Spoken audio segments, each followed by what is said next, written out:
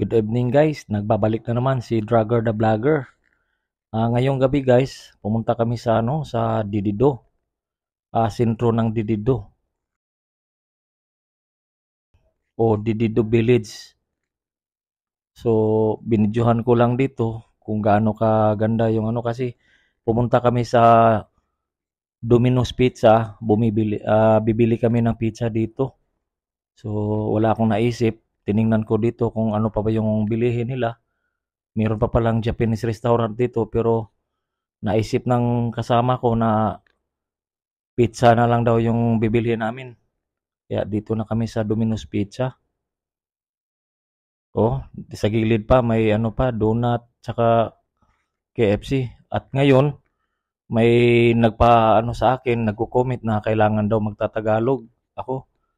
Kahit nahihirapan ako sa Tagalog, anuhin ko na lang yung Tagalog para maintindihan daw.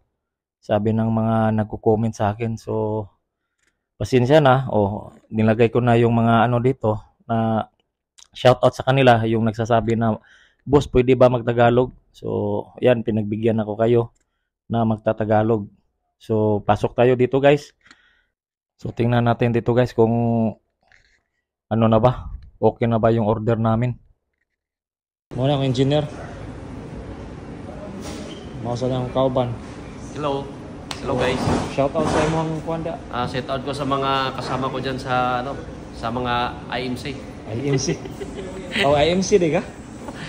Ako United Mechanical. United yung mga kasamahan ko dati. Mga kasamahan ko dati. So nasa IMC ngayon. Oo, nasa IMC ngayon. Ug sa asa pa no? Set ako sa mga sa block, may mga kasama sa block. Oh. Kanan no? Set out diyan. Dito ako sa United Mechanical ngayon. Yes. Yes. Set out ako sa mga taga Sirano. Sirano. Engineer engineer. Sirano. Sir. Ikaw sir. Ay, shout out ako sa mga taga United Mechanical. Especially to Sam and Gerald Oy, Gonzalez. apil na may ana day. Sa imong pamilya dito sa basig mo tanaw sila ni. Akong pamilya, dili man na sila mahilig sa kanang Di sila mahilig sa social media. sa social media. Ikaw ra day sir. Ako, paminsan-minsan lang. Tingin-tingin lang ako sa Tumawag na si Brother John no. Ako sa ning tawag ko na. Putlo sana ako kay tumawag na si Brother John. So hindi ko na nabidyohan pala guys yung pagkuha namin ng pizza. So nandito na, dumating na kami sa church.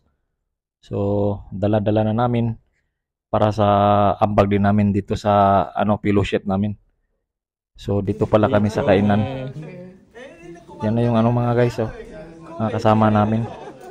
Yung mga kapatiran namin dito sa church. So, yung mga kasama pala namin is mga local yan. Mga UE citizen. Yun, yung puti namin dyan, si pastor. Yan yung pastor namin. Saka yung mga iba, meron pang kasama namin dyan na US military. At yung may kwento daw si Brother John guys. So, makinig tayo sa kwento guys. Sa British at saka Pilipino nag-away daw. So, pakinggan natin siya. Maganda yung isang British na nag-away din.